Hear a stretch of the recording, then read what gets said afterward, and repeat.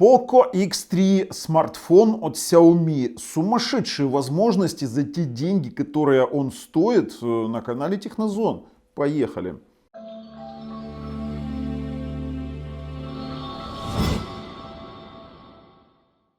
Вы знаете, наконец-то на нашем канале появилось нечто достойное. Уж очень я критично отношусь к Android-девайсам, в частности к Smart TV боксам, да, в принципе, и к смартфонам. И вы знаете, что любимые мои смартфоны это OnePlus, по крайней мере, те, кто подписан на наш канал, и я пользуюсь OnePlus 8. Но вот пришла пора мне выбрать дочери телефон, и пришла пора выбрать именно бюджетный телефон с максимально хорошими возможностями. И мой взор пал на Poco X3 от Xiaomi на Snapdragon 732G. Это, кстати, 8 ядер до 2,3 ГГц, построенные на ядрах Qualcomm Creo 470 и изготовлены по технологии 8 нанометров. При этом за графику у нас отвечает Adreno 618, и это значит, что на данном смартфоне мы можем с вами очень даже неплохо поиграть. Мы с вами построим наш обзор следующим образом. Мы сейчас обговорим основные моменты, мы проговорим какие-то тесты, какие-то сетевые тесты попробуем, и потом перейдем к классической распаковке. Я вам покажу отдельно интерфейс камеры, он заслуживает внимания, уж очень много плюшек в нем интересных. И, конечно же, мы поиграем тоже в классическом виде, я вам просто покажу на смартфоне, как это работает. Но хотелось бы сразу по плюсам и по минусам. Один из плюсов данного смартфона, и это действительно очень круто за ту цену, которую он стоит. Кстати, ссылка в описании под видео, если вы еще не понимаете, о какой цене я говорю, вы будете очень удивлены. Дисплей здесь 6,67 дюйма с частотой обновления 120 Гц, покрыт Corning Gorilla Glass 5 с соотношением сторон 20:9, с разрешением 2400 на 1080, это Full HD+, с 395 ppi. Короче, ребят, дисплей здесь действительно неплох. И хотя некоторые до старта продаж данного смартфона думали, что здесь будет AMOLED дисплей, то нет, здесь дисплей IPS. Но дело в том, что сразу же будем вас окунать в суровую реальность. 120 Гц не поддерживается, например, в играх таких как Fortnite и PUBG Mobile. Да, вы там будете играть немножечко с другим качеством, позже покажу. И надеяться на то, что 120 Гц будет поддерживаться во всех приложениях, тоже нет, не нужно. Вот так вот. Хотя при выставлении в настройках 120 Гц ваш смартфон будет говорить о том, что некоторые приложения могут повышать частоту обновления и якобы все будет хорошо. Действительно, 120 Гц смотрится просто прелестно. И этого не отнять у этого смартфона, это хорошо работает. Из безопасности хочется отметить, это перекочевавший всем привычных у Xiaomi отпечаток пальцев на боковую вот кнопку включения-выключения. Это удобно, впервые это когда-то было сделано в Sony, и я от этого балдел. На текущий момент это используется и в Huawei, и в Honor, и сейчас вот я вижу это в Xiaomi, это действительно хорошо. Плюс здесь есть распознавание лица, именно в качестве безопасности. Распознавание лица я бы не советовал, конечно, использовать, потому что какая там к черту безопасность. А вот именно отпечаток пальца работает хорошо и сбоев у меня не давал. И у нас есть два варианта данного смартфона, это 6 на 64 и 6 на 128 гигабайт. Но в принципе используется память 6 гигабайт LPDDR4X, достаточно быстрая. В принципе вся эта начинка, конечно же, нам дает кое-какую производительность. И в частности Antutu, вот вы видите, у нас набрал он в Antutu 280 495 баллов. При этом мы делали ряд тестов, и у нас максимальное, что получалось при его охлаждении, получить 286 тысяч баллов. В принципе, это вот его среднее значение 280 тысяч. Неплохо как для его бюджета, то есть за те деньги, которые он стоит, это действительно неплохо.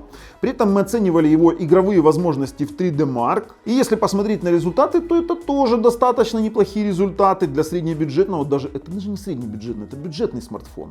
То есть, если брать все его возможности, то это реально бюджетный смартфон. Здесь у нас получилось в iStorm Extreme, мы делали ряд тестов, 41 536 баллов. В Slingshot у нас получилось 3594, в Slingshot Extreme получилось 2691 и в Vulkan 2502. Кстати, он поддерживает Vulkan. Зато в iStorm Extreme он набрал абсолютный максимум. То есть, здесь у нас вопросов по игровой производительности, по крайней мере для тех игр, которые есть сейчас в маркете, абсолютно нет. Также в этом смартфоне установлен модуль Wi-Fi 5 ГГц 2 на 2, и это тоже плюс. Мы сейчас как раз будем тестировать его возможности и посмотрим, на что он способен. Подключен он сейчас к роутеру 2 на 2 MU-MIMO тоже, и мы видим, что он набирает стабильно, уверенно, почти 300 мегабит, 250. Вот давайте так, 250-260 мегабит он стабильненько на 5 ГГц тянет. В принципе, этого достаточно для того, чтобы смотреть очень тяжелый контент, хотя я даже не представляю, что можно делать на таком Wi-Fi, но очень хорошо, что на выгрузку у нас 356. Почему? Потому что, выгружая свои данные в облако, вам действительно необходима достаточно большая скорость. А облако вам понадобится, потому что мне, например, 64 гигабайта не хватает. Мне хватает как минимум 128, и советую брать сразу 128. Потому что, загрузив, например, PUBG Mobile, Fortnite, Asphalt и немножечко проведя с ним времени, пофотографировав что-то, я уже получил занятых 35 гигабайт, и это очень плохо. Дело в том, что мы видим, что у нас он основан на версии Android 10, это MIUI, вот как-то так, я не люблю читать это слово, 12 глобальная версия. Что насчет модулей связи? Здесь у нас есть 4G, есть у нас, вернее, LTE, 4G, очень много различных фишек, в том числе главный вопрос, который всех интересовал на FOPDA, это есть ли здесь Band 7 и Band 20 в 4G? Да, они есть, вернее, в LTE. Да, они есть. Сейчас мы с вами установим карточку чистую 4G и попробуем тест скорости сети внутри комнаты. Вскрыл я свой OnePlus, отложим его пока. Вы знаете, я считаю, что достаточно такой себе очень даже достойный смартфон. Почему? Потому что за его цену я получаю очень большие возможности. Смотрите, у нас с вами здесь есть слот для карт памяти, и один из них совмещен, то есть это два Nano SIM, и один из них Nano SIM плюс microSD. То есть вы можете поставить либо microSD карту, расширив память, и тогда вы будете использовать больше памяти получите, тогда вы будете использовать данный смартфон на полную, либо будете использовать две Nano SIM, но при этом в принципе здесь можно попробовать запилить бутерброд. Знаете эту тему на смартфонах, когда люди начинают пилить бутерброды, шлифуют карты памяти, шлифуют сим-карты и получают совмещенную такую штуку. Мы с вами поставили сейчас 4G карту. Она уже определилась. Давайте включим спид-тест и проверим на внутренние сервера нашего провайдера, что у нас получится. Внутри помещения, я вам скажу, в среднем здесь у меня в районе максимальное, что у меня удавалось получать, это 40 мегабит. И в принципе вот 28, почти 29 мегабит мы получили с вами на загрузку. При том, что это центр города, это рабочий центр города, здесь очень много людей сейчас в округе, очень много смартфонов. 4G здесь работает, и этого не отнять. 29 на загрузку, 15 на выгрузку. Тут мы не можем ничего вам гарантировать, потому что у каждого по-разному работает LTE, скажем так, в вашем городе. Но при этом здесь есть технология, которая работает на двух картах, сим-картах Voice over LTE. Но мне это тоже протестировать достаточно тяжело, потому что в моем регионе это тоже пока что не поддерживается. По поводу внешнего вида, внешний вид шикарен. Задняя крышка невероятно красивая, она мне очень нравится. Мы сразу же с вами сзади видим 4 камеры, и плюс у нас есть вспышечка. Но о камерах мы говорим немножечко позже, но задняя крышка действительно зачет.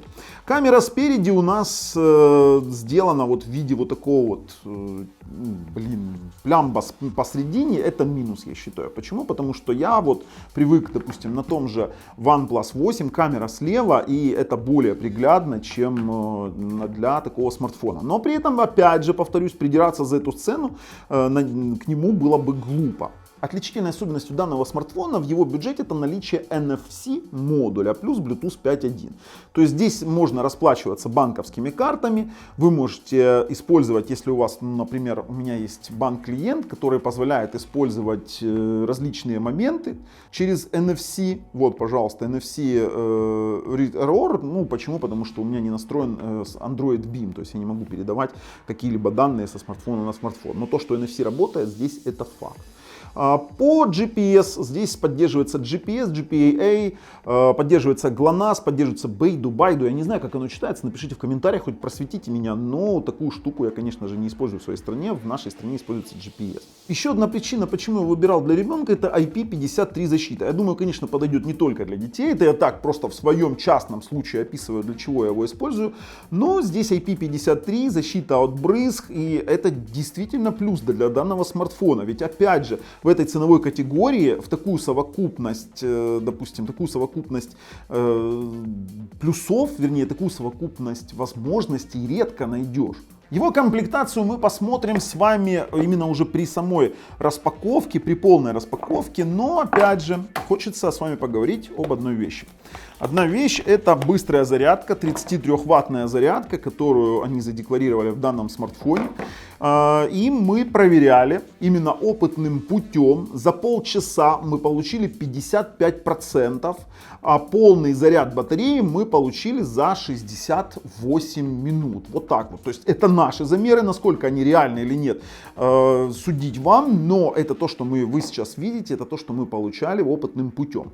По поводу батареи судить пока рано. Даже то, что она действительно огромная, 5160 мАч, не говорит, что этого будет хватать надолго. Почему? Потому что они сами декларируют, что при 120 Гц обновления экрана батарея будет расходоваться немножечко быстрее. Это видно в настройках. Конечно же, если вы хотите, чтобы она держала дольше, то выбирайте 60 Гц частоту данного экрана. В целом смартфон просто-напросто шикарен. Вот как по мне, здесь, вот когда мне сказали его цену, я понял, что шикарно в нем все. Одно дело, когда я покупаю OnePlus за $800 и начинаю в нем искать какие-то изъяны, то, допустим, в смартфоне за $200-230 найти изъяны крайне трудно. Что касаемо камеры, мы сейчас будем с вами переходить уже на распаковочку, поэтому подписываемся, нажимаем колокольчик, чтобы не пропустить дальнейшие наши обзоры, а также участвуем в розыгрыше ценных призов, подарков на нашем канале. Ссылка на условия очередного розыгрыша лежит в описании под видео. Ну и, конечно, я говорю вам, Хавабанга, ребята, это же Бабульгум. Поехали, распакуем, потом потестируем камеру, посмотрим, что там в ней есть, поиграем и сделаем выводы. Ого! Вот такая вот черная коробочка Poco X3. Только к нам приехала, быстрее открываем. Желтый цвет, кстати, на коробке у нас ничего такого интересного нет, на что стоило бы обратить внимание. Вскрываем и сразу же видим сам по себе смартфон, который бросается в глаза вот этими вот камерами. На задней панели 4 камеры плюс вспышка. Спереди у нас указано, что это Qualcomm Snapdragon 732G. До 2,3 ГГц 8 ядер, 120 ГГц 6,67 дюймов дисплей, DOT дисплей, как они назвали, 240 ГГц обновление тач панели, 64 мегапикселя камера с искусственным интеллектом и 5160 мАh батарея с поддержкой 33 Вт быстрой зарядки. Неплохо, неплохо. Давайте вскрываем, скажем так, лишаем девственности по сути. Слушайте, а интересный. Вау, вау. Вот реально вау. Не знаю, как вам показать это, но задняя крышка просто огонь. Вот эта надпись Poco, она такая, знаете, сейчас мы это все дело сдерем. Не люблю я вот эти все наклейки. И оценим заднюю крышку. И это красиво. Смотрите, я словил, по-моему, ракурс. Вообще огонь, просто огонь. Сейчас мы с вами посмотрим на дисплей. Дисплей под пленкой, под фирменной. За это люто плюсую. Сбоку у нас есть разъем для карточек. И есть у нас здесь отпечаток пальцев. Вот эта вот кнопка с отпечатком пальцев встроенным. Качелька громкости. Снизу у нас есть динамик, есть USB Type-C, микрофон и 3.5 разъем для наушников. Сверху у нас тоже есть микрофон и инфракрасный порт. Также у нас есть вот датчик приближения, по-моему, они сделали вот таким вот образом. Интересно как-то. Не знаю, будем разбираться, что это такое, еще не видел. Что у нас есть еще в комплекте? В комплекте у нас есть зарядочка. Зарядочка быстрая по ходу, да. Это быстрая зарядка на 33 Вт. Есть у нас USB Type-C кабель. тоже красненький. И в принципе, что еще? И все, больше ничего нет. А что, нету чехольчика фирменного? Как бы очень хотелось бы. А ну давайте, сейчас мы здесь еще сюрприз с вами, наверное, обнаружим в виде фирменного чехла. И он есть! Ха-ха-ха! Есть фирменный чехол. Вау, вау, вау, вау, вау. Есть фирменный чехол. Есть фирменный чехол. Класс. Слушай, а он увесистый. Ну, понятное дело, 5160 мАh батарея. Вставляем, как он выглядит в чехле, интересно. Ох. Знаете, это такой, называется полная защита. Неплохо, неплохо. Специально у нас есть кант для того, чтобы камера не прикасалась к столу. Если вы его таким образом покладете на стол, либо у нас есть кант для того, чтобы у нас не было соприкасания дисплея. Давайте сделаем первое включение. Я надеюсь, что он заряжен. Да, он заряжен, и уже потом настроим с вами, будем его рассматривать поближе. Слушай, ну он классный, он действительно классный. В принципе, за эту-то цену, чего мы хотели? Мы получили такой набор обалденных функций. Кстати, вот это вот только Xiaomi вот это любит фирменные чехлы, совать вот этот вот заглушку, да. Наконец-то поговорим о камерах. Сзади у нас 4 камеры. Основная камера это Sony IMX682, 1,6 микрон, 4 в 1 суперпиксель, размер сенсора 1,73 дюйма, вернее 1,73 дюйма, с апертурой 1,89. И это 64 мегапикселя, вот я ее попробую сейчас получше показать, 64 мегапикселя с искусственным интеллектом. Плюс у нас есть широкоугольная камера, 13 мегапиксельная, она сверхширокоугольная, 119 градусов бильд-вайт-винкеля с апертурой 2,2.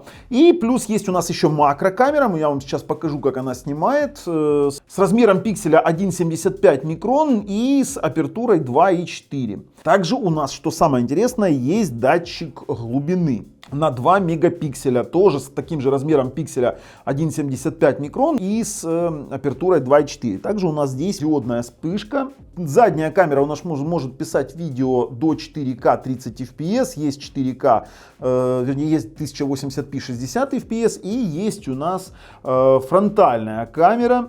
Это 20-мегапиксельная камера, тоже с искусственным интеллектом. Конечно, вот это расположение по центру, давайте включу экран.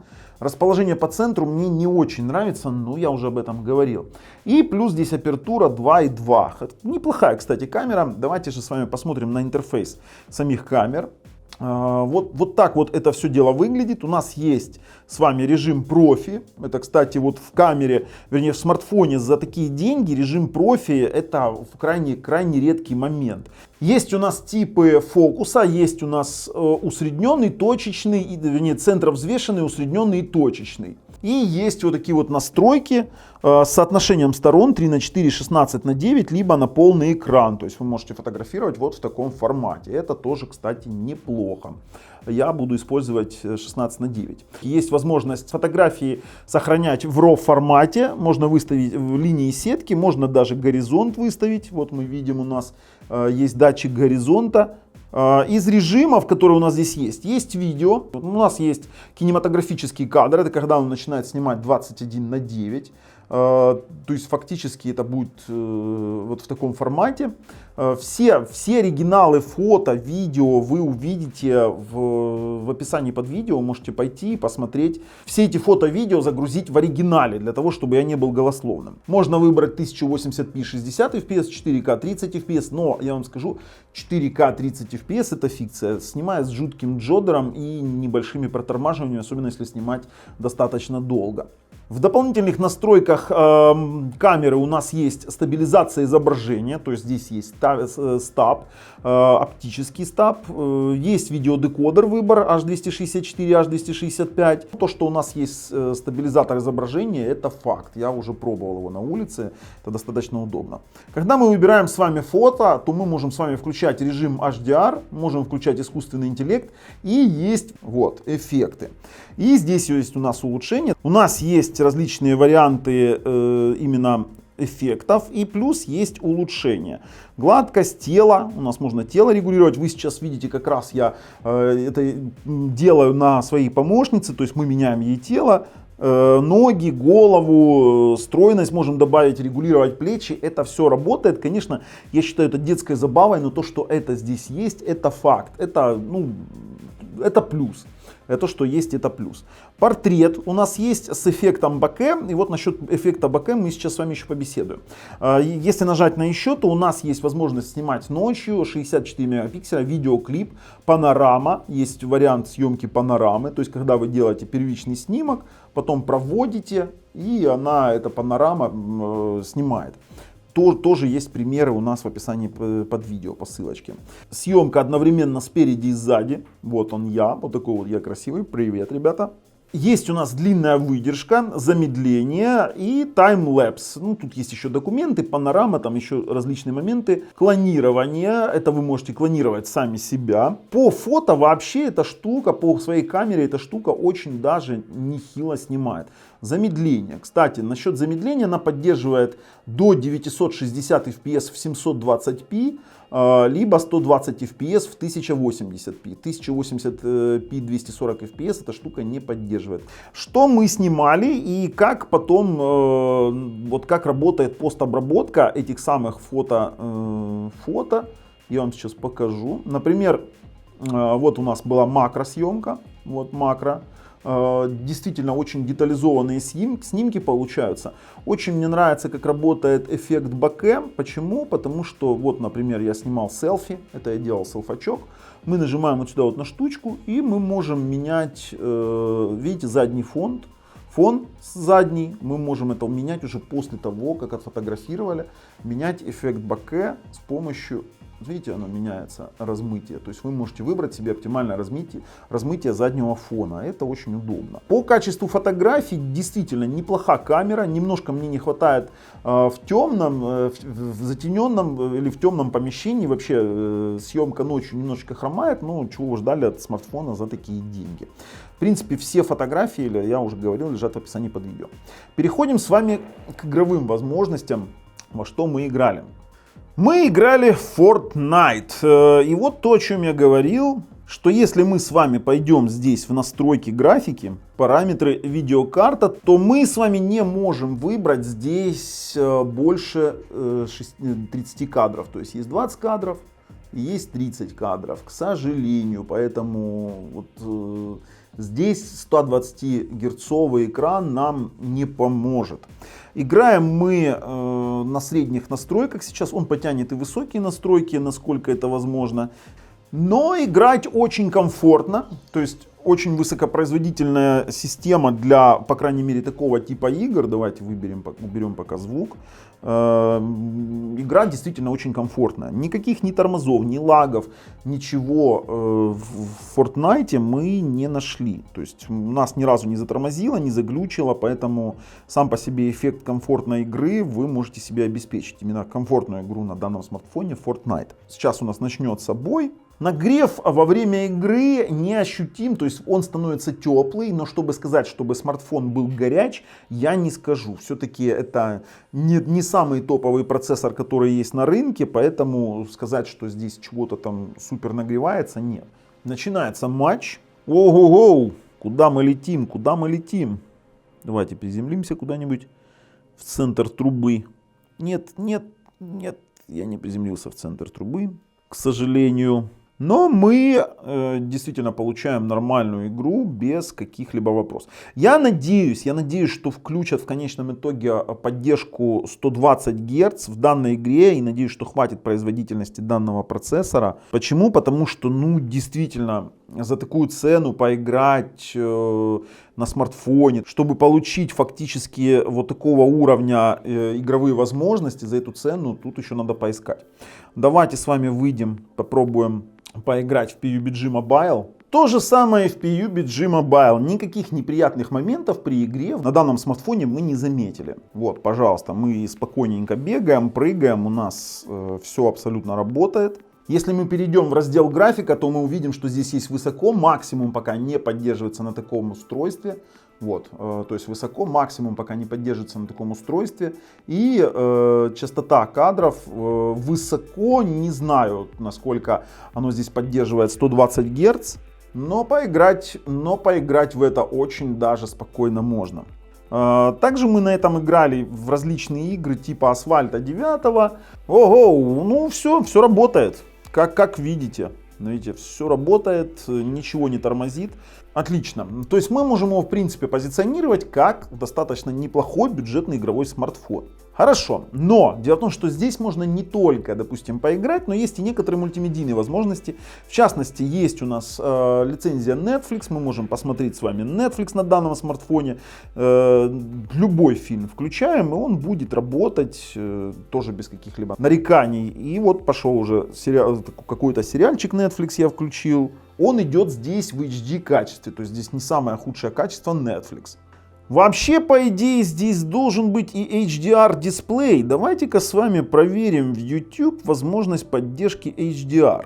Найдем с вами сейчас 4К HDR, включим тестовый ролик LG и попробуем выбрать, если здесь, да, здесь еще и HDR дисплей. Вот так вот. Вот это вот, кстати, тоже очень хорошая новость.